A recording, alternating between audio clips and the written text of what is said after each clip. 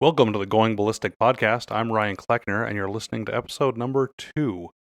If you like what you hear, please subscribe and leave feedback on iTunes. Those are both going to help this podcast succeed, and it's going to help others find us as well. You can follow me on Twitter and Facebook, both under Ryan Kleckner. Today we're talking about barrel twist and a little bit about bullet weight. Now, this episode was actually just a recording from a live video Q&A session I hosted on Facebook. I figured I might as well record it because we cover some good information, and although the format is going to be a little bit different in that you're going to hear me checking the Facebook feed to do questions and trying to respond to people as we go. So, and the audio quality won't be as good as I'd hope most episodes will be, only because of the location I chose to film in. But you still might be able to get something out of this, and I hope you can and follow along just fine. Now, this podcast is going to be produced at least every week, and notes about each show are going to be found at goingballisticpodcast.com/the show's number. So, for example, because this is show number 2, you'll find links and extra info about this episode at goingballisticpodcast.com/2, as in the number 2. And if you're looking to learn more about long range shooting, please check out my book, The Long Range Shooting Handbook. It's available on Amazon.com. You all have been incredibly supportive so far. I mean, the book's been out for only about 4 months, and you guys have purchased over 3,500 copies, and you guys keep it in the bestseller list for its category every single week. I really appreciate it. As you might know, I donate 25% of the proceeds from the book sales to 2 military charities, the Sua Sponte Foundation and the Special Operations Warrior Foundation. And through your generosity, these book sales have raised thousands so far for each charity. All right, let's get to the show, and I hope you enjoy the live Q&A session I had on Facebook. Welcome. This is the third Q&A that we've done, and I think it's going to be the last for a while. Unfortunately, this Q&A format, although it's fun and it gives me a chance to interact with you guys, it's a little hard for me to keep up with when I'm reading the comments and I'm trying to actually make points that make sense. So unfortunately, I think with this format, I end up getting to just the surface of each one of your questions. I don't really get to answer them in a good fashion. So because of that, I'll keep the Q&A format. I'm just going to only do it every so often, maybe once a month. I don't know. You guys tell me what you guys want it to be.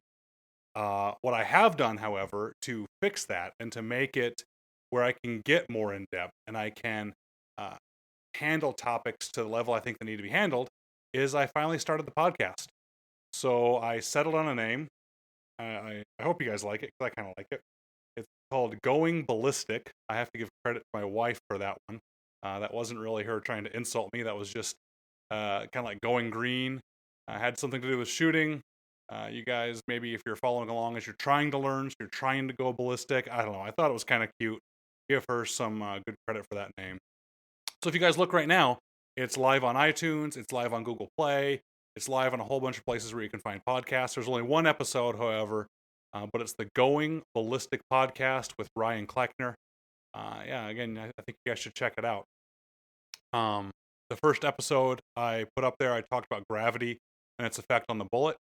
Now, that might sound dense, and maybe it probably was, but it was about a just shy of 20-minute podcast, and it wasn't getting into the huge math numbers. I mean, it got into explaining that, gravity is an accelerated force, that your bullet starts dropping the moment it leaves the barrel, even though it travels in arc to the target. It's actually falling the whole way. I talk about that a little bit.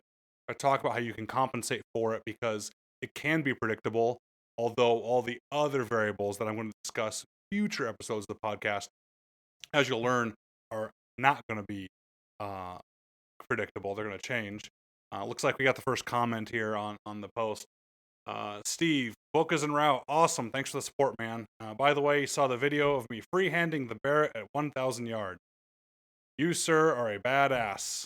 Props to the wife for the name. That's awesome. Thanks, guys. As I mentioned, I think on the last Q&A, the only hard part about that shot was walking away like I meant to do it. As you can hear, even me in the video before I do it, I say there's no way I'm going to hit it. But luck had it. There was a camera crew there. Luck had it. I actually hit it. And probably not trying again. I think it's a safe bet. So, in the podcast for you guys to check out, first off, if you're going to check it out and you like it even a little bit, and you know that I have a chance to get better at it, subscribe, please, and also give it some reviews, because the better off you guys review it, and the more subscribers I have to the podcast, the better featured it's going to be in iTunes and these other places that host the podcast, and the more people are going to find out about it. So, if this Q&A can help feed that, awesome, let's do it. For those of you that are tuning in so far, as an incentive for you guys to tune in, especially you tuned in early, I'm going to give away one of the books. So sorry, Steve. I know you just bought it. Maybe you can get it as a gift to somebody else. If you don't have it already, or if you want it for a gift for somebody else, don't take it from somebody else. This book that I'm holding in my grubby paws, I'm going to give away tonight. All you have to do is go to this book's website at longrangeshootinghandbook.com, add it to the cart, and at the bottom left there's a spot for a coupon code. If you enter the coupon code Facebook, the book's yours for free. Now, I only put one coupon code out there, so the first one of you to do it gets the book for free. So first person that enters the code Facebook in the cart at the longrangeshootinghandbook.com gets this book. I'll autograph it for you, and we'll ship it out, and I appreciate you watching, and congratulations for being the fastest one, if it's you. So one of the questions I got to discuss before the podcast, before this Q&A started, I almost called it a podcast. Although maybe I'll put this up for the podcast as well. Who knows? Maybe this will be an episode. The first question I got related to twist rate. The question was a pretty open-ended question on, hey, what's up with twist rate? Why does it matter? Does it really matter? What's the right twist rate for a precision rifle? And I have to give the answer that you all probably hate, but I give often is it depends. There's no such thing as a bullet speed that we covered last week, by the way, that's more accurate. Remember, we talked about accuracy is about consistency. Actually, we talked about precision is consistency, but you get my point. And that a slow bullet might be more accurate than a fast bullet, and to not mistake a certain value as being inherently better than another value when it comes to just trying to hit a target. Now, if you're getting into a conversation about energy transfer to the target or things like that, okay, you're right. Or even wind drift, you have a point. I'm trying to make a point here that there's no magic number for any one of these variables. So, twist rate. First off, you all know that rifles have twists in the barrel, right? Those twists are actually called rifling. That's how the rifle gets its name. So under federal firearms law, there's basic definitions for what type of firearms are what. And whenever I teach compliance issues, because those of you that don't know my day job, I'm a firearms attorney. Whenever I find a complicated issue, I try to remind everyone to go back to the basics. The basics are we sure this is a firearm? For example, as a freebie here, a firearm is I'm going to overstate it, simplify it. It is something that expels a projectile by the action of an explosive. Technically, the definition is a weapon, but let's not get into that. So if it has an explosion and a projectile goes flying out, that's a firearm. So air rifles, not firearms. There's no explosion. A potato gun. If you make a potato gun with hairspray, firearm. You make a potato gun with an air compressor, not a firearm. Same projectile, probably the same speed, but just something to think about. So that's a firearm. So a little freebie of information that you may not care about. Now, when you break down from firearm, there's bigger categories of firearms. We can call them, let's say, long guns and handguns. So long guns are typically rifles or shotguns. Well, the definition for a rifle is effectively a firearm, we know what that is now, that is designed and intended to be fired from the shoulder and has a rifled barrel. That's the definition. Okay? Now, there's exceptions to it, saying that like the barrel has to be over 16 inches long and the overall length must be over 26 inches long, or else it's considered a short-barreled rifle, but still it's a rifle. Designed and intended to be fired from the shoulder with a rifled barrel. Well, a shotgun is similar in that it's designed and intended to be fired from the shoulder with a smooth barrel. Now, the length for the barrel is a little different. It's 18 inches instead of 16 inches for short-barreled shotgun, but the overall length requirement is the same, 26. So I got into all this. Why? Because parts matter. These little details about guns aren't just things for me to geek out about. They matter because even just legally, they fundamentally define a firearm. So, designed and intended to be fired from the shoulder with a rifled barrel makes it a rifle. that means if you designed and intended a firearm to be fired off my forehead, not a rifle. That's why the SIG brace works, because it's not designed and intended to be fired from the shoulder. Whether or not it actually is, it doesn't matter. So the rifled barrel, what is the rifled barrel and why is it there? It's not just to differentiate rifles and shotguns, which, by the way, if we take those definitions to their logical conclusion, you can have a 12-gauge rifle, and if somehow a company forgot to put the rifling in the gun, you could have a 30-06 shotgun, okay? Now, don't freak out. Yes, a rifled barrel on a shotgun technically makes it a rifle. For your hunting purposes, for state laws, it's still a shotgun. Most states define in their hunting regulations shotguns as ones that as firearms that fire either buckshot or slug. So don't freak out. I'm not going to take away all your deer hunting in Pennsylvania because you just found out that your slug gun might actually be a rifle. So what is the rifling for? Let's talk about that. The rifling spins the projectile. That's it. There's two major ways to stabilize a projectile. Well, three, but two major. Fin and spin. Fin, like a rocket. Put fins on the rocket, they help stabilize the projectile and keep it going straight. Spin is like a football. You throw a spiral football and it's spinning. That gyroscopic effect helps keep it straight. The third one is drag stabilization, like a streamer, but I'm not going to talk about that. I go off on tangents bad enough. So spin and fin stabilization are the two we're going to talk about here. Well, actually, just one, spin, because until someone comes with a bullet with fins, we're not going to talk about it. That spin stabilization means that that projectile must be spinning as it flies to the target in order to stay stable. If it didn't spin, it would just tumble. There's no way it would fly straight on its own. So how do we get the spin on that projectile? You put grooves in the barrel, and those grooves twist and rotate down the barrel, and they are tighter, they're smaller than the overall diameter of the bullet. When the bullet is fired, it gets smashed into those grooves, because the bullet should be made of a semi-soft material, either copper around lead or all copper, but something soft enough that it can smash into those grooves, and it'll force itself to start spinning as it goes down the barrel, and it ends up continuing to spin as it flies through the air. Now, those grooves are typically called lands and grooves. The lands are the parts that stick down. The grooves are the parts that stick up. You can picture a cross-section of a barrel would almost look like a gear shape. The outer parts of the gear would be the grooves. The higher parts, closer parts to the center, would be the land, where the bullet really rides on. Well, when you're cleaning a gun and you look in the barrel, you'll actually see the copper build up on those lands. You can see a lot of the junk goes into the corner of those grooves, kind of be tucked away in those corners.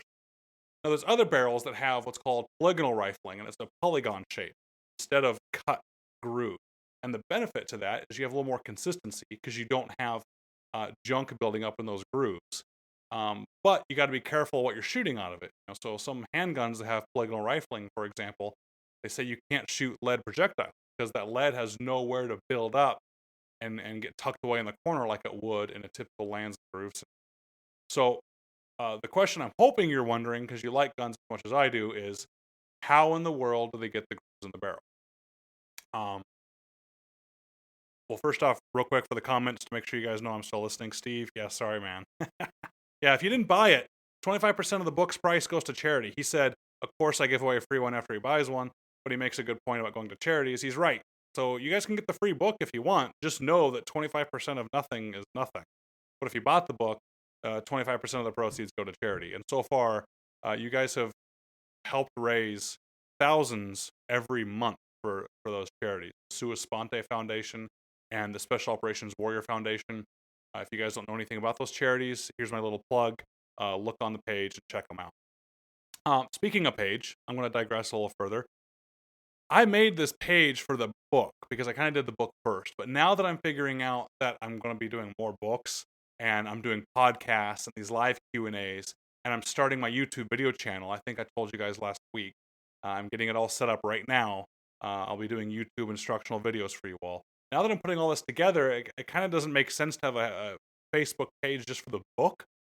So if you guys are savvy about this stuff, about marketing and branding, please, by all means, reach out to me and let me know.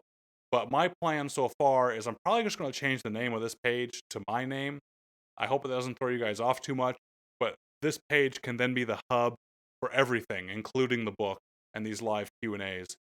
because eventually we're going to get these topics and these podcasts off of long range shooting, and it may not make sense to be on. So if anyone thinks that's a horrible idea, tell me now, okay? Or forever hold your peace. Eddie just left a comment that he loves the book. He just got it. Thanks, Eddie. I appreciate it. The feedback has been wonderful for the book. You guys really help out not only by buying it, but by telling other people. I think this book is really sold on word of mouth and by review, like on Amazon and places like that. So keep it up, guys. I really appreciate it. I'm working on the next one now. I hope to have it done by December 1st. You guys can already see a sneak peek of the cover and the mock-up of what it looks like on my website at ryankleckner.com. Tease it out there. I'm going to go look right now and see if anyone has claimed the free book yet. Let's see, the page is refreshing right now. Holy cow.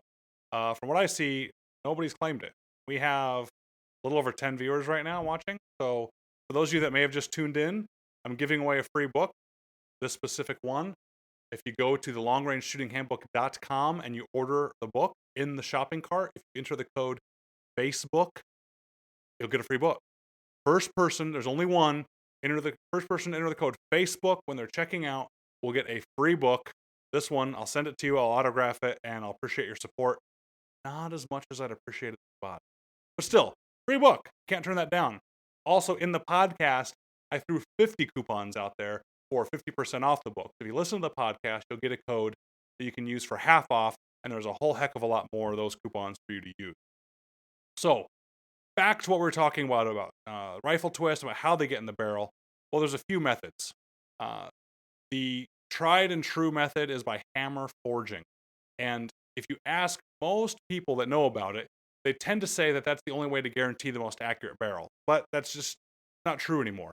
It may have been, and it may still make great barrels, but some of the best barrels that are being made now aren't being hammer forged. And even some of the barrels that are just good enough, they may not be the best, they're still very accurate, aren't being hammer forged. So hammer forged barrels hammer the barrel, literally hammer around a mandrel.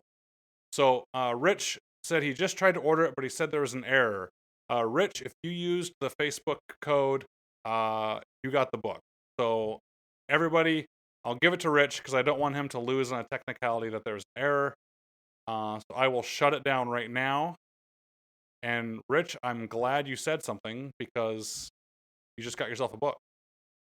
Let me make sure the coupon's away. I don't want anyone else to order it and get upset that they didn't get it. All right, well, there you go, Rich. You and I need to connect after this so I can get your contact information and I will get you the book, sir. So the hammer forging is they take a mandrel, and the mandrel is actually the negative of the barrel. So it's a rod with the rifling sticking out the barrel. You can feel the groove sticking out. And the barrel is put over like a sleeve. So the barrel is already pretty close to the right internal diameter. It goes over the sleeve, and this machine just beats the snot out of it, and it hammers it down and around that mandrel. Now, the beauty of that is you get a fairly consistent shape to the inside of the gun because it's the same mandrel, and it takes a really long time for those mandrels to wear down. You also don't have any of the machining grooves or marks that these other processes that we're going to talk about make. You get a nice, smooth, really, really, really, really clean surface as long as your mandrel's in good shape. You can also do things like what HK does. So one of their little secrets to accuracy out of their barrels is they taper the mandrel from beginning to end. So the bullet actually is a little tighter as it comes out the end. They actually call it swagger, swaggering it. I don't know if it's the etymology is from swage or if there's something lost in translation, but they call it swagger. That's what they do. When I talk about another method of barrels next, you can actually get that tighter tip on the barrel and how they treat the barrel. But that tighter tip at the end with a little bit of a squeeze on the bullet at the very end just gives great results, correct?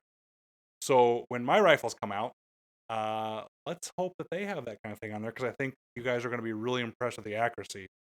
And I think I figured out a inexpensive solution. I think I figured out what I mentioned to you guys last week. My extreme high end cannot get better than, but also that's not what I preach. I preach that long range shooting is accessible, that you can do it without having to buy all the great equipment.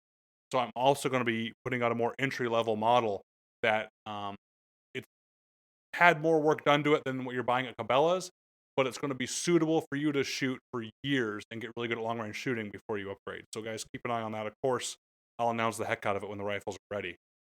So the hammer forging, Great process, extremely consistent. It also does some nice things to the metal, right? You're really smashing the metal down and getting it really hard, and not hard, but you're getting it down around the mandrel. Uh, I just lost the feed for my end. If you guys lost it, I apologize. I hope it comes back soon.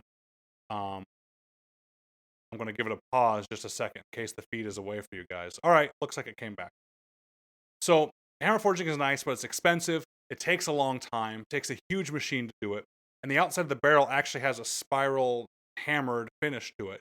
And Ruger on their 1022s, they came out with a target model where they left that hammer forging marks on the barrel and it just looked awesome. So if you've ever seen that slight spiral texture around the outside of the barrel on those Ruger 1022s, that's what that is. That's the hammer forging marks that are left on the barrel.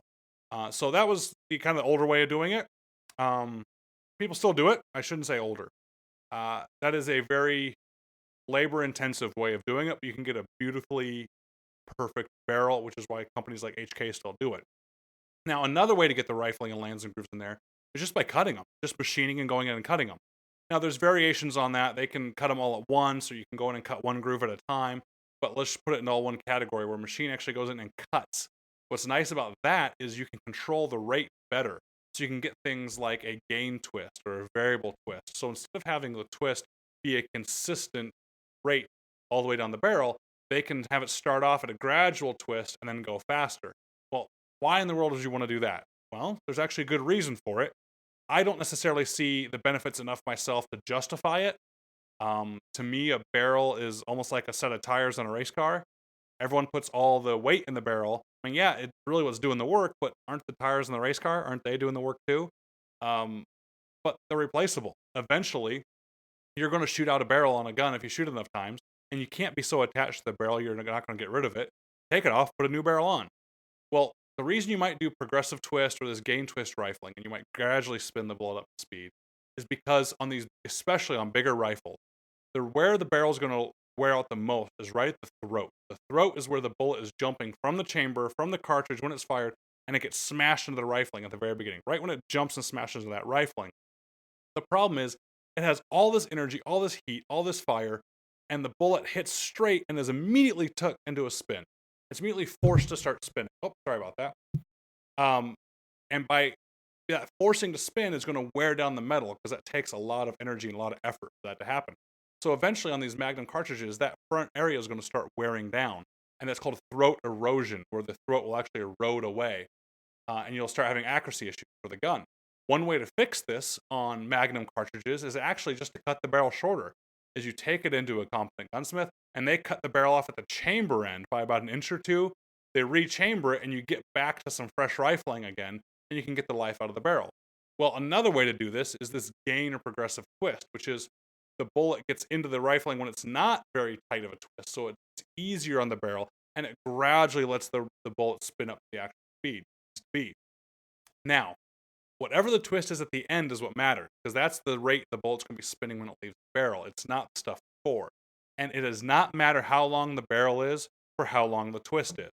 So I've heard some people panic that somehow I cut my .308 rifle's barrel down to 18 inches, and I shouldn't do that because somehow the twist rate doesn't make a complete revolution in that time. It doesn't matter. It does not need to have a complete revolution. Okay, it does not. If you don't believe me, go take a pistol barrel and look at it. You'll see that the rifling barely makes half a revolution. It goes down there. It doesn't matter that's a complete revolution. Twist rate is measured in how many inches it takes for a complete revolution. Well, in America, every inch. So, for example, a 1 in 9 twist AR-15 barrel means the bullet will travel 9 inches by the time it makes one revolution. That's 1 in 9. A 1 in 7 inch twist barrel, even though the number is lower, even though the 7 is lower than the 9, it's a faster twist barrel because it only takes 7 inches for a complete revolution. So a 1 in 7 is fast, a 1 in 8 medium, and a 1 in 9 is slow for AR-15. So why in the world do they make all these different twists? Well, different twists work for different bullets. Okay, I want to save that for a second. I'm going to tell you about the last type of rifling that's really popular now.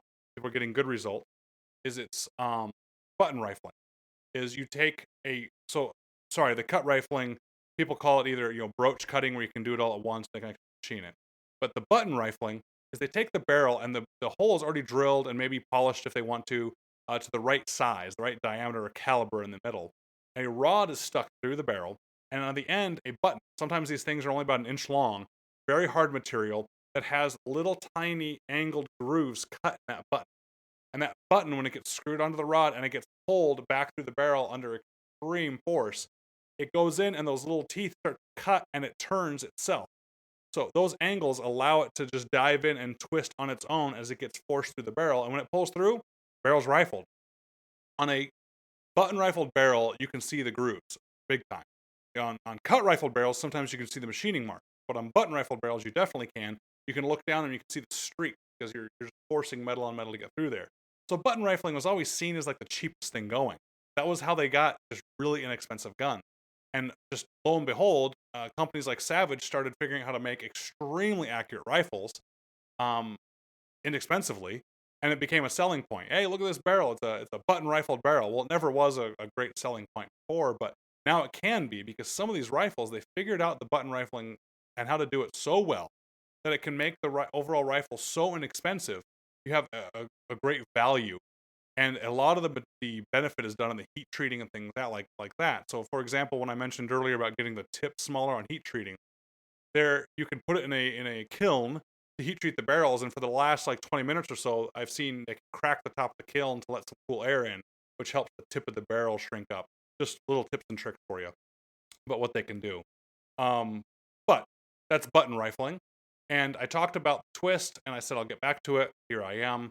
So 1 and 9 twist, 1 and 8 twist, or 1 and 7. 1 and 9 twist is nice and slow. Remember, even though the 9 is the biggest number, because it takes more inches to get that one revolution.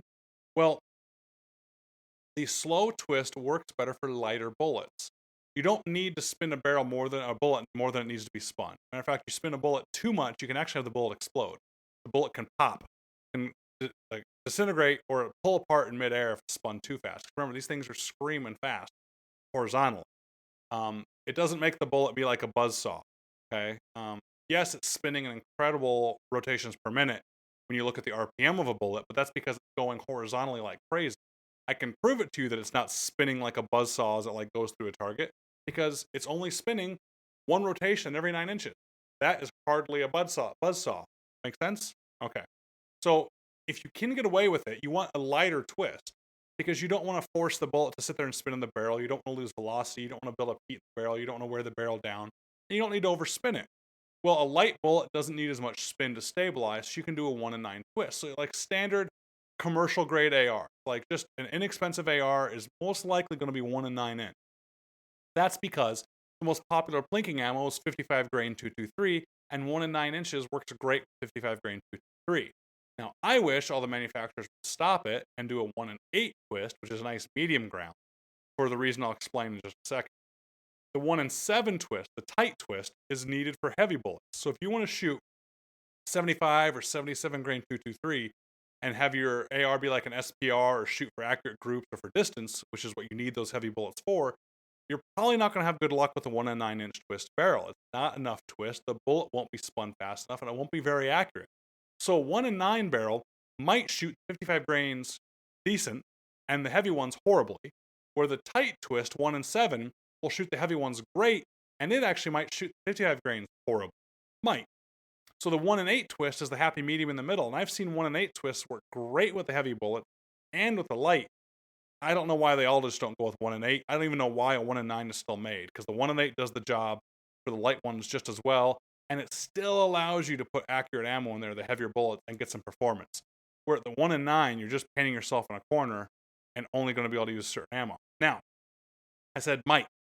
Might because I've seen rifles from manufacturers that make like a 1 and 9 inch twist bolt action 223 that's supposed to be like a tactical or a sniper style rifle, and I can't figure it out. I don't understand who makes the decision to make it 1 and 9 when you're going to be shooting these heavy match grade bullets. But I tell you what, I've seen a couple of them shoot really well. I've seen a lot shoot horribly, but a couple have surprised me. I mean, there are guns that say 1 and 9 right there on the barrel and shoot heavy bullets great. They shouldn't do it, but they do. And all I'm bringing this up to remind you is, one, I'm wrong sometimes, but two, there's a little bit of voodoo to shooting. There's a little bit of mystique, something that you can't always put your finger on. So guys that are always worried about the calculator and always worried about the spreadsheet on exactly what components are going to be in the gun, and they have it not shoot well, they might be surprised. I had a friend on here, I won't out his name on Facebook, who was building an AR-10, and he had mentioned to me he had problems with the barrel, and I told him, oh, you got to go with this company. It's going to be the best. You're going to have a great barrel because these specs are great here. He ended up having a gun that had so many specs that were all mixed matching, not working. But on paper, they should have worked great. The gun just wasn't working for him. So be careful. Set yourself up and get the right twist if you need it.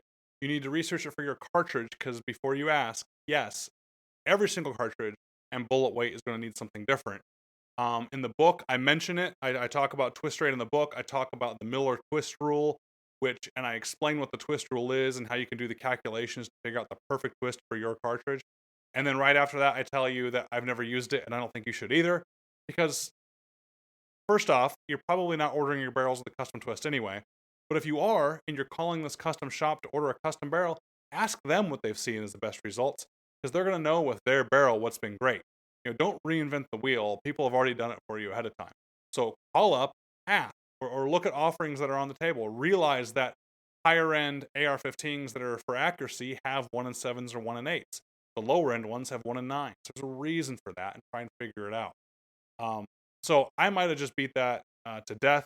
I hope I got into it enough. You might have learned something about at least the methods about how the rifling is put into a barrel, what the numbers mean for rifling, why you would want tighter or slower twist, and it all comes down to the bullet weight and actually the bullet length a little bit too, but I digress.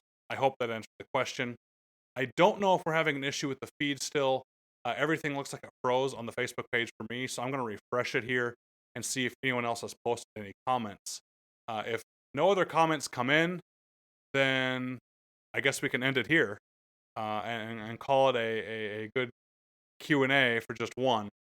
All right, we got a question came in. I appreciate it. All right, Corey. Oh, we got 2 questions coming in. Yeah, looks like I needed to refresh.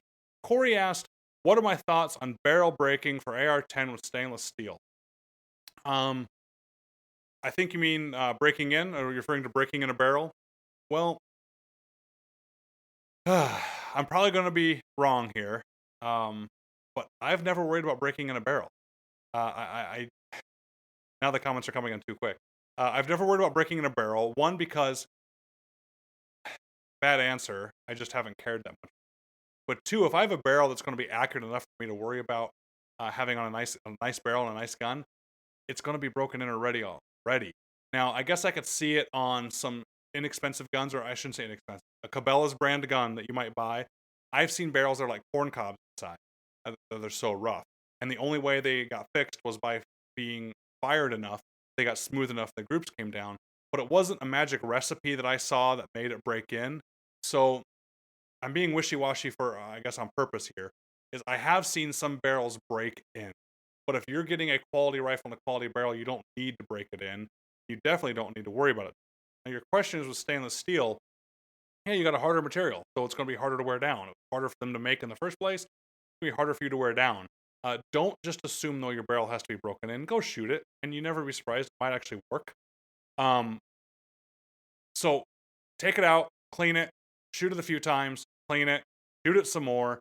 If you want to get into the shoot it once, clean it for like 10 in a row, then shoot groups, fine. Again, I've never done it. I think it's a little bit of a waste of time. I've heard guys that actually make barrels for a living that know what they're doing have told me it's a waste. And I've heard other people swear by it. So I wish I could have given you a better answer. Do it if your barrel needs it. But if it's a decent barrel, you shouldn't need it. And it's eventually going to get smooth over time. Also, back to my comment before, is barrels are replaceable. So you're just going to keep wearing your barrel down and wasting your ammo. So do what you want to do. Do not, however, put abrasive bullets or try and force the barrel to be lapped down. That's just going to hurt your barrel. Eddie asked, what's the best 308 bullet weight for long-range shooting? No answer. I'm sorry, man. I shoot 175s because I like the heavier weight. Actually, honestly, I just got a big order of 168s from Hornady because those are nice too.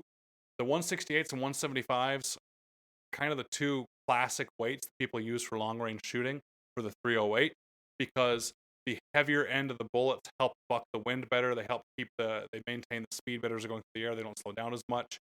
Think about throwing a wiffle ball versus a baseball across your backyard. The heavier baseball although it might be counterintuitive, the heavier object maintains its speed better. However, that's not always true. This goes back to what I was talking about before. There's no straight number or perfect answer. 150s shoot great. There's these Palma match shooters that shoot 150 grain 308 that do great at 1,000 yards and better, in fact, than some of these 168, 175 grain bullets. But it's because they're getting that 150 grain bullet up so fast because it's light that it can maintain its speed when it gets there. So it's going to depend on the gun a lot. For example, Pat just added same thing. He said same thing you'd think, the 700 and 308 with 1 in 12 twist. The 175 Match Kings shoot great, and the 168s are horrible. Well, great, you figured it out, and it's good that you tried both.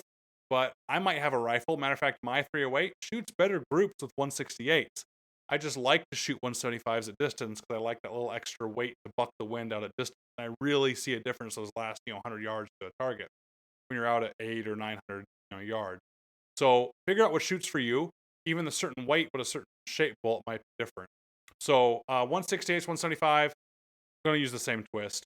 But you get down to the 150s, you might have some problems. So definitely something to geek out about. Like we don't think about enough firearm purchases and daydream about guns enough. All right, Ray just added a comment. I just put a 1 in 12 twist ER Shaw on my 308, and he's getting .589 groups at 100 yards with 168s. He hasn't tried it at longer ranges yet. What are my thoughts? I think that's great. I'm the worst guy in the world when it comes to getting down to the 1,000th on your group, 10 hundredths, thousandth of an inch, because half a minute, that's awesome, man. If you can shoot a half a minute every time you need to, that means you can shoot about a 5-inch circle at 1,000 yards. Think about that. For guys that'll laugh at a half minute, or we'll call it 0.6 minutes, I'll round you up. 0.6 minutes of angle. Okay, it's about a 6-inch group at 1,000 yards. So for those guys that turn their nose up and say, "Oh, I want a quarter minute of angle gun," or "My gun shoots quarter minute all day." First off, no, it doesn't. I'd love to see them try it. It shot a quarter minute of angle for a couple groups when they were shooting last, but they just ignored the 20 groups between those that weren't good groups. They said, "Oh, that's a flyer," or all that, whatever.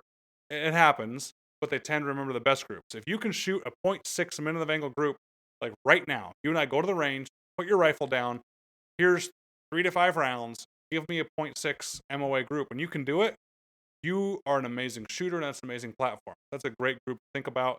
And if you got the wind right, that's a 6-inch group of 1,000. Now, if that doesn't make you happy, or you want to keep tinkering with things, I think the last thing you should worry about changing is a twist in your barrel. That 1 in 12 is going to be great. You should probably change weight bullets and even brand bullets, speed the bullets leaving, overall length. You should be playing with all those things first. And the last thing you should do is change your barrel. Shoot that barrel out. In 8,000 rounds, go ahead and worry about changing the barrel. But that barrel's going to be fine for you. It's a good choice. Just experiment a little bit with the different weights and the different load recipes. I think you get better results. Paul Van Wagner. Wow. Hey, buddy, how you doing? I haven't talked to you in a while. Oh, I owe this guy a call. Paul's a good dude, despite what you may have heard about him. He says it's a great book. I appreciate it, man. Yeah, Paul actually has a real M24. He has a, no joke, not one of the rebuilds. He has a true M24, and we took it out and shot it. And I figured, last thing I'm gonna want is an M24 again. I've carried those things for enough years and for enough miles, and I don't like long barrels anymore. For those that know how I like rifles, I like short-barreled 308s. But sure enough, I shoot Paul's rifle, and holy smokes, they still know how to make them. So I wanted to buy it from him on the moment, but I don't think he would have given. So, all right, guys, I hope this helps. I hope this is a good discussion. Talked about twists, how barrels are made, what the differences are in the pros and cons. Maybe a little bit into bullet weights. And I already forget the name because the comments have gone by of who came to me and told me that the code wasn't working. So they got the free book. Thanks for tuning in, guys. One of the guys won one of these because he went to enter the code I gave you guys. For those of you that tuned in later, podcast is available. It's Going Ballistic with Ryan Kleckner. Going Ballistic with Ryan Kleckner. It's on iTunes. It's on Stitcher. It's on Google Play. Go check it out. I only have one episode up. It was half the length of this Q&A right now, so it's a short one, and it talks a little bit about the effects of gravity on the bullet that comes out of your barrel. It's just some foundational principles. It was very much like we talked about rifling here, so you know what? I might just upload this one as another podcast, and other people can listen to it too. I really appreciate you guys tuning in. Thanks for all the support. Use the email, use the comments, do what you can to give me feedback, because it seems like you guys are liking this, but you got to let me know. Again, I'm going to change the name of the page, probably just my name. You guys need to call and tell me if that's a crazy idea or not. Stay safe out there. Again, really appreciate it. You guys are great. Have a good night. All right, that was the third Q&A session we did live. I hope you enjoyed it. Remember, you can check out extra info about this show at goingballisticpodcast.com/2, as in the number 2. Again, I appreciate your support. If you like what you heard, tell a friend. Thanks, everybody.